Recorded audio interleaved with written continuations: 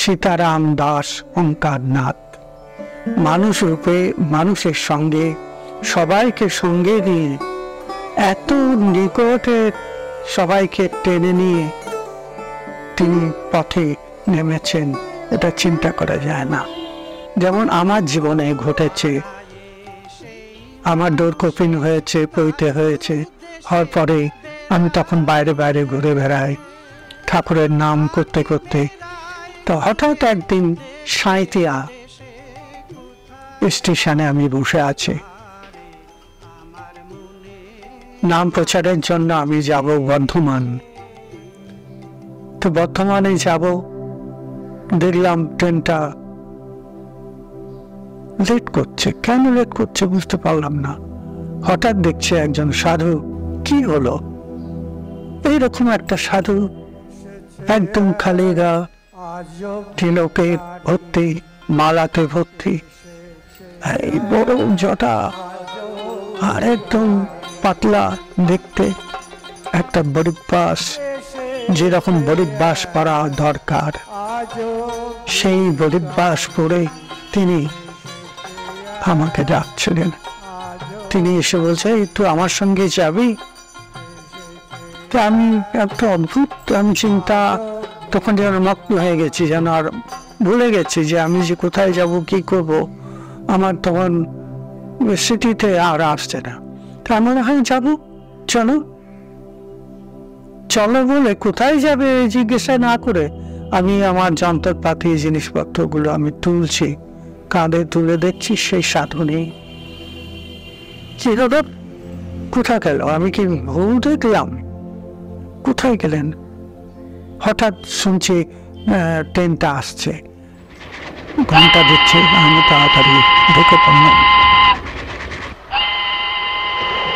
Train এলো, ট্রেনে চাপলাম, চলে গেলাম বর্ধমান নাম করতে করতে। তো ওই 4টে দিন নাম খুব করলাম।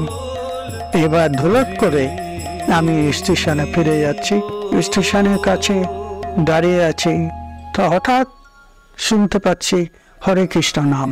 তাই মানে কি আবার সেই নামটা আসছে নাকি, কি ব্যাপারটা হলো? হঠাৎ বোম্বে মেল আসছে, মেলে হঠাৎ দেখলাম সেই সাধু, যে সাধুকে আমি সাহিত্যায় দেখলাম, সেই সাধু বলে, আমার সঙ্গে যাবি? ঠিক একই কথা বলল, দরজাটা ধরে। আমি হ্যাঁ যাব। তখনই শুনলাম যে বাবা ফিরছে ওঙ্কারনাথ থেকে।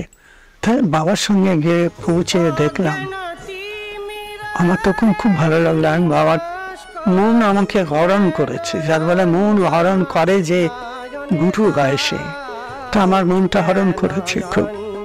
তা আমি তখন বললাম, বাবা আমি তোমার কাছে দীক্ষা নেব। তখন আমাকে ওই মন্ত্র দিয়ে দিল। মন্ত্র দেওয়ার পরে আমি সেখানে ওই 6 মাস আমি ওনার সঙ্গে থাকলাম, ঘুরতে লাগলাম নানা জায়গায়, নাম শুনতে লাগলাম, করতে লাগলাম। আর আমার কাজ ছিল তখন নাম করা। আমি নাম করলেই বাবার দেখতাম সমাধি হয়ে যেত। ইনি হচ্ছেন সত্যিকারী দেবতা, যে মানুষকে সুপথে চালনা করতে পারে, তাকে পথ দেখিয়ে নিয়ে যেতে পারে। আজ পূর্ণচন্দ্র দাস হয়েছে, সেটা বাবার আশীর্বাদ। তার আশীর্বাদ ছাড়া এটা হতো না, এটা আমি মনে করি। কেন আজকে সারা পৃথিবীর লোকে এক কথায় চেনে পূর্ণদাস, কিন্তু তার সম্পূর্ণ রূপটা হচ্ছে তার আশীর্বাদ।